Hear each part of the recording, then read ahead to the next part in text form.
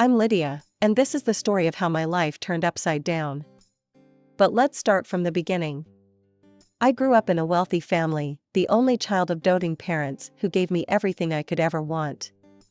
My father, Robert, was a successful businessman, and my mother, Eleanor, was a socialite who threw the best parties in town. They showered me with love and attention, making sure I never lacked anything. When I entered college, I was determined to make my parents proud. I buried myself in books, focusing solely on my studies. That's when Tom entered my life. Tom was persistent, I'll give him that.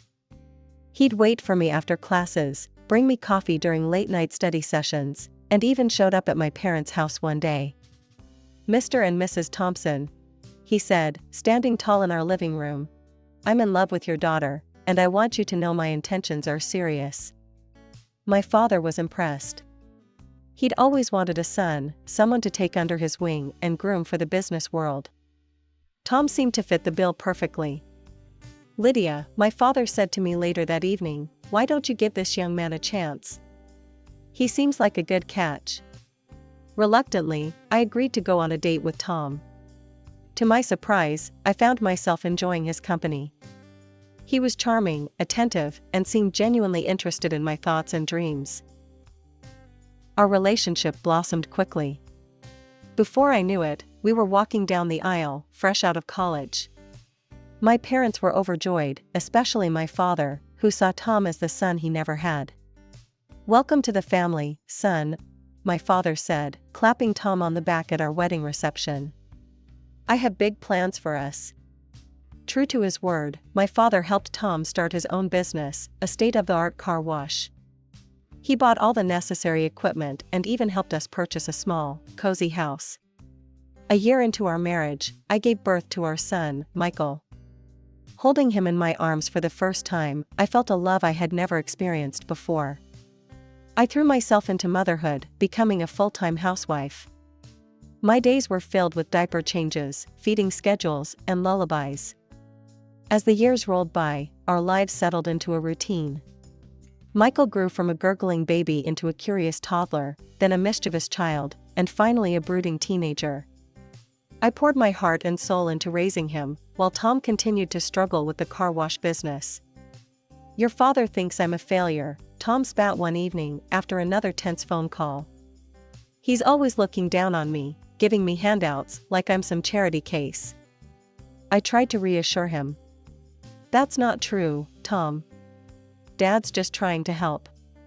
These arguments became more frequent, and I found myself walking on eggshells in my own home. Michael, now in his late teens, began to withdraw, spending more time in his room or out with friends. As for me, well, the years of stress and housework had taken their toll. I was no longer the slim college girl Tom had wooed. My once toned body had softened, and I'd gained weight. Tom didn't hesitate to point this out. "You've really let yourself go, Lydia," he'd say, eyeing me with disappointment. "What happened to that pretty girl I married?" His words stung, but I tried to brush them off. I told myself he was just stressed about work, that he didn't really mean it. But deep down, I knew our marriage was crumbling. Then came the day that changed everything. It was a sunny Tuesday when I received the call that would shatter my world. "Mrs. Thompson," a somber voice said. "I'm afraid there's been an accident. Your parents, they were in a small plane crash in Hawaii." "I'm so sorry, but they didn't survive." The next few weeks passed in a blur of funeral arrangements and paperwork. Tom was surprisingly absent during this time, leaving me to handle everything on my own. When he was around, he seemed almost cheerful. "We need to sort out the inheritance," he said, barely a week after the funeral. "Have you spoken to the lawyer yet?" I was shocked by his insensitivity. "Tom, I'm still grieving. Can't this wait?" He shrugged. "Business doesn't wait, Lydia. We need to know where we stand financially." Reluctantly, I agreed to meet with the family lawyer, Mr. Jacobson. As we sat in his plush office, he cleared his throat awkwardly. "Mrs. Thompson, your parents' will is unusual. It's divided into two parts. I can only reveal the first part now. The second part will be disclosed in exactly 1 year. Tom leaned forward, his eyes glinting. Well, what does the first part say? Mr. Jacobson adjusted his glasses. Your parents have left their mansion to your future grandchildren, with their guardians as trustees until they come of age. I was stunned. But Michael is our only child, and he's not even married yet. As if on cue, Michael, who had insisted on coming to the meeting, let out a low whistle. Wow, that opens up some interesting possibilities, doesn't it? I turned to look at my son, confused by his reaction, but he avoided my gaze. Tom, on the other hand, was fuming. That's it? He demanded. What about the rest of their assets? The businesses? The money? Mr. Jacobson shook his head. I'm afraid that information is in the second part of the will, which cannot be revealed for another year. As we left the lawyer's office, I couldn't shake the feeling that something fundamental had shifted. Tom was uncharacteristically quiet, while Michael seemed lost in thought. Just a few weeks after the reading of the will, Michael dropped a bombshell that left me reeling. Mom, Dad, he announced one evening at dinner, I have someone I want you to meet. The next day, he brought home a young woman named Sarah. She was pretty, with long blonde hair and a saccharine smile that didn't quite reach her eyes. This is my wife, Michael said, his arm around her waist. And she's pregnant with our child. I nearly choked on my tea. Wife? Pregnant? But when did all this happen? Michael shrugged, avoiding my gaze. We'd been dating for a while. When we found out about the baby, we decided to get married right away. I couldn't help but notice how his eyes flickered to Tom, who was nodding approvingly. Something about this whole situation felt off, but I pushed my doubts aside. After all, I was going to be a grandmother. Well, congratulations, I said, trying to muster up some enthusiasm. This is quite a surprise. Sarah's smile widened. Thank you, Mrs. Thompson. I'm so excited to be part of your family. From that day on, our household dynamics shifted dramatically. Sarah moved in, citing the need to be close to family during her pregnancy. At first, I was thrilled to have a female companion in the house. However, it quickly became apparent that Sarah had her own agenda. She began to subtly undermine me at every turn. When I'd cook dinner, she'd wrinkle her nose and say, "Oh, is that how you make it?" I always thought it was done differently. But it was her interactions with Tom that really set off alarm bells. She'd laugh at his jokes, touch his arm, and shower him with compliments. "You're such a talented businessman, Tom," she'd coo. "I don't know how you manage it all." Tom, predictably, lapped up the attention. He began spending more time at home, but not with me. He'd sit for hours, talking business with Sarah while I was relegated to the background. I tried to talk to Michael about Sarah's behavior, but he brushed off my concerns. "Mom, you're just being paranoid," he'd say. "Sarah's great. Maybe you're just jealous because you're not the center of attention anymore." His words hurt more than he could know. Had I raised a son who cared so little for his mother's feelings? As for Tom, he seemed to revel in the new family dynamic. He'd beam with pride when Sarah complimented him, and I'd catch him looking at me with something akin to disgust. One day, while out grocery shopping, I ran into an old college friend, Jessica. We decided to catch up over coffee, and as we reminisced about our college days, she mentioned something that made my blood run cold. "Remember that guy who was always chasing rich girls?" Jessica asked. "What was his name? Tom something?" My heart skipped a beat. "Tom? Tom who?" Jessica laughed. "Oh, you know, that sleazy guy who tried to date every girl with wealthy parents. He ended up marrying some naive rich girl, if I remember correctly." As Jessica continued talking, describing Tom's behavior in college, I felt like I was going to be sick. The Tom she was describing sounded exactly like my husband. Had our entire marriage been based on a lie? With a heavy heart and shaking hands, I pulled into our driveway. The house loomed before me, no longer the cozy home I once loved, but a stage for the drama that was about to unfold. I found Tom in his study, poring over some papers. He barely looked up when I entered. "Tom," I said, my voice steadier than I felt, "we need to talk." He sighed, finally meeting my eyes. "What is it now, Lydia?" I took a deep breath. "I ran into Jessica today. You remember her from college, right?" A flicker of something, was it fear? Passed across his face before he schooled his features into indifference. Vaguely. "What about her?" "She told me about a guy in college. A guy who pursued rich girls, looking for an easy meal ticket." I paused, watching his reaction. "Sound familiar, Tom?" For a moment, he just stared at me. Then, to my shock, he started laughing. Well, he chuckled, leaning back in his chair. "Took you long enough to figure it out, didn't it?" His cavalier attitude stunned me. "So it's true? You married me for my parents' money?" Tom shrugged, not a hint of remorse in his eyes. "Of course I did. Look, Lydia. I never loved you. I tolerated you because you were my meal ticket. But now? Now you're just a fat, useless burden." His words hit me like a physical blow. I staggered back, tears welling in my eyes. "Why are you telling me this now?" I whispered. A cruel smile twisted his lips. "Because, my dear wife, I don't need you anymore. Your parents are dead, and soon, their fortune will be mine. Or rather, our grandson's, which amounts to the same thing." Suddenly, everything clicked into place: Michael's hasty marriage, Sarah's convenient pregnancy, the way they'd been treating me. It had all been a calculated move to secure my parents' inheritance. You planned all this?"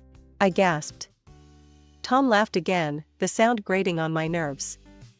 "Give credit where it's due. It was mostly Michael's idea. The boy's got a good head for business, unlike his mother." I felt like I was drowning, the weight of their betrayal crushing me. "Does Sarah know about this?" "Of course she does," Tom sneered. "She's a smart girl, knows a good opportunity when she sees one. Unlike you, she'll make a proper wife for a businessman." I couldn't take any more. I turned and fled from the room, my world shattered around me. As the reality of my situation sank in, I realized I had nowhere to go. I had no money of my own, not even enough to rent an apartment. With a heavy heart, I resigned myself to staying in the house with people I could no longer trust. 2 months later, Tom dropped another bombshell on me. I was in the kitchen, preparing dinner, when he strode in with a self-satisfied smirk on his face. "Pack your bags, Lydia," he announced without preamble. "We're moving into your parents' house." I nearly dropped the knife I was holding. "What? When did we decide this?" Tom's laugh was cold and mocking. "We didn't decide anything. I decided. We're moving in with Michael and Sarah. After all, our grandson is the heir to that house." Each word was like a slap to my face. "What do you mean? What about our house?" "Oh, that?" Tom waved dismissively. "I sold it. The money's already been spent on things for people I actually care about. And just so we're clear, you're not on that list." Over the next few days, I watched in stunned silence as Tom, Michael, and Sarah excitedly prepared for the move. They bought new cars, splurged on expensive clothes and gadgets, all while I faded into the background, ignored and forgotten.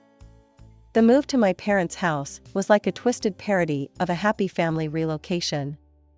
Sarah immediately claimed the master bedroom, while I was relegated to a small guest room in the back of the house. As the days passed, I found myself increasingly isolated. Sarah gave birth to my grandson and began delegating all the housework to me. I cooked, cleaned, and even cared for my grandson while she lounged about, issuing orders like a queen. "Lydia," she'd call out. "The baby needs changing. And while you're at it, could you tidy up the living room? It's looking a bit messy." I threw myself into caring for my grandson, finding solace in his innocent smiles and gurgles. But even that joy was tainted by the constant barbs and criticism from Sarah and Tom. One evening, about a month after we'd moved in, things came to a head. We were all seated at the dinner table, a dinner I had prepared, as usual. Sarah was in rare form, ordering me about as if I were a servant. "Lydia, fetch me some more water. And hurry up with clearing these plates. We don't have all night." Something in me snapped. Years of pent-up frustration and hurt came pouring out. "Enough," I shouted, slamming my hands on the table. "I am not your maid, Sarah. This is my parents' house, and I deserve some respect." The room fell silent. Sarah's face crumpled, and she burst into dramatic tears. "How could you speak to me like that? After all we've done for you?" Tom stood up, his face red with anger. "That's it, Lydia. I've had enough of your ingratitude. Pack your things and get out. This house belongs to our grandson now, and you're no longer welcome here." I stared at him in disbelief. "You can't be serious. Where am I supposed to go?" He reached into his pocket and pulled out a stack of papers. "I've been waiting for the right moment to give you these. Divorce papers, already signed. I want you gone by morning." I looked to Michael, hoping against hope that my son would defend me.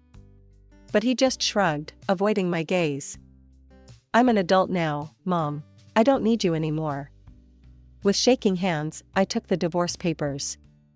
Sarah's triumphant smirk was the last thing I saw as I turned and walked out of the dining room, my world crumbling around me. With nowhere to go and my world in shambles, I found myself dialing a familiar number. Jessica, my old college friend, answered on the second ring. "Lydia, is everything okay?" Her voice was laced with concern. I swallowed hard. "Not really. I need a place to stay." Without hesitation, Jessica invited me to her home. As I settled into her guest room, she shared her own family drama. "My son's been going through hell," she confided. "His fiancée left him, and she's pregnant. He's desperate to find her and be there for his child." My heart skipped a beat. "Do you have a picture of her?" Jessica nodded, pulling out her phone. As she showed me the photo, my blood ran cold. Staring back at me was Sarah, my supposed daughter-in-law. "Jessica," I said slowly, "I think I know where your son's fiancée is." Over cups of tea, I poured out my story. Jessica listened, her expression morphing from shock to anger to determination. "We need to expose them," she declared. "All of them." Together, we hatched a plan. The next day, I returned to my parents' house under the guise of collecting the last of my belongings. While there, I managed to snag a few strands of my grandson's hair for a DNA test. The wait for the results was agonizing, but when they finally came, they confirmed our suspicions. My son was not the father of Sarah's baby. Jessica's son was. As I grappled with how to break this news to Michael and Tom, my phone rang. It was Mr. Jacobson, my parents' lawyer. "Mrs. Thompson," he said, "it's time to review the second part of your parents' will. Can you come to my office tomorrow?" The next day, I sat in Mr. Jacobson's plush office, my heart pounding. As he read the will, I could hardly believe my ears. "To our beloved daughter, Lydia," he read, "we leave our luxury apartment, valued at $500,000. But that wasn't all. My parents had foreseen everything. In the event of a divorce, all their property, including Tom's business, would come to me.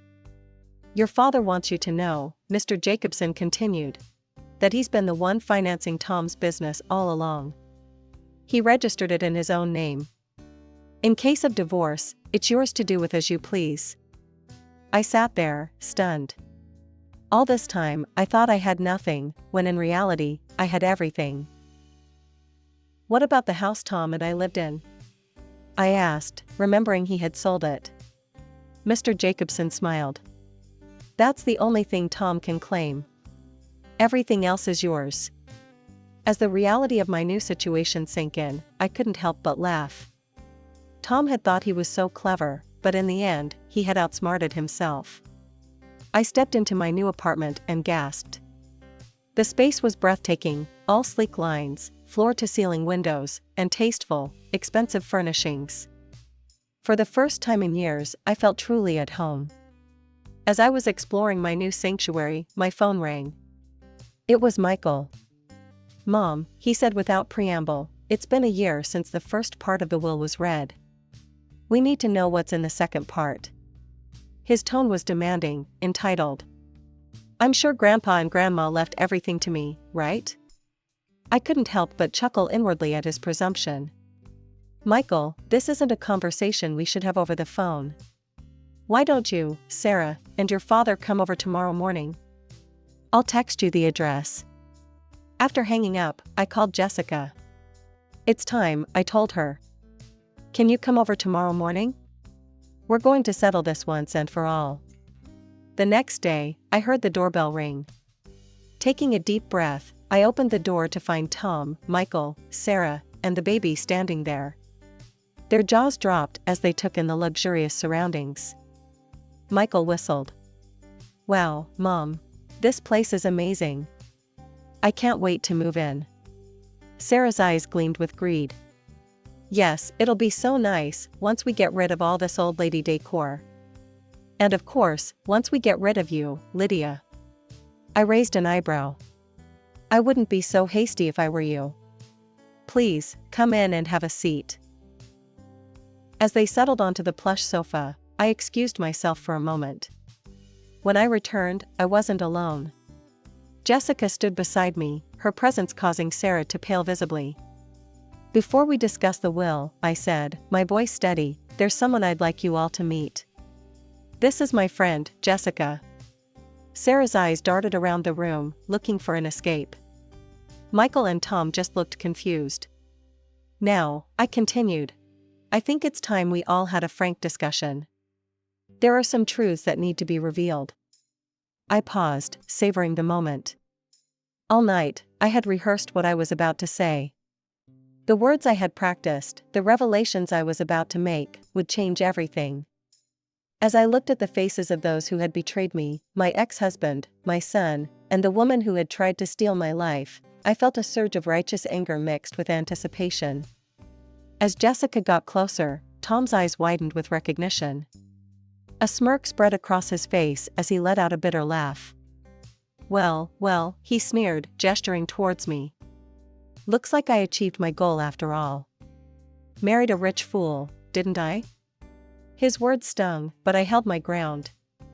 "We'll address your betrayal later, Tom. Right now, there's something more pressing to discuss." I turned to Sarah, who was visibly squirming. "We know the truth about you, Sarah." Michael looked confused. "Mom, what are you talking about?" I took a deep breath. Sarah was looking for a rich husband. When she heard about the will from you, Michael, she saw an opportunity. She decided to pass off someone else's child as your own, to get her hands on your grandparents' estate. Jessica stepped forward, her voice steady. "The baby isn't Michael's. It's my son's child." The room fell silent. Then, I produced the DNA test results. Sarah's face drained of color as realization dawned. In a flurry of movement, Sarah grabbed her bag. "I don't need this. I don't need a beggar's child," she shouted as she fled the apartment. Michael stood there, shell-shocked, the baby still in his arms. He looked lost, pathetic even. Tom, recovering from the initial shock, asked in a small voice, "So, who gets this apartment?" I couldn't help but smile. "Well, Tom, let me enlighten you about the second part of my parents' will." I explained everything, the apartment, the car wash, all of it. Tom's face fell with each revelation. Suddenly, Tom was on his knees. "Lydia, please, I'm sorry. Forgive me. We can work this out." I looked at him coldly. "Get out, Tom. You have 2 days to leave my parents' house, or I'm calling the police." As Tom scrambled to his feet, he turned to Michael. "Son, give me the car I bought you. I need something." Michael's response was curt. "No. It's mine. You're not getting anything from me." With one last desperate look, Tom slunk out of the apartment. I then turned to Michael, who stood there, head bowed in shame. Jessica gently took the baby from his arms. "Michael," I said, my voice firm but not unkind. "Since it turns out I don't have any grandchildren, there are no other heirs to your grandparents' home besides me. I need you to move out as well." He nodded, not meeting my eyes. "I'm sorry, Mom. For everything. I'll go pack my things." With that, he too left the apartment. As the door closed behind him, I let out a long breath. The apartment was quiet now, save for the soft coos of the baby in Jessica's arms. I looked at my old friend, feeling a mix of emotions, relief, sadness, and a strange sense of liberation. "Well," I said, managing a small smile, "that didn't go quite how I expected when I woke up this morning." Jessica nodded, bouncing the baby gently. "You did what you had to do, Lydia. They left you no choice." As I sank onto the plush sofa, I realized that for the first time in years, I was truly free. Free from deception, free from manipulation, and free to live life on my own terms. The months following the confrontation flew by in a whirlwind of change and self-discovery. I found myself settling into my luxurious apartment, the space becoming a sanctuary of peace and new beginnings. One of my first decisions was to rent out my parents' house. It felt right, somehow, to have the property occupied by a young family who appreciated its warmth and history.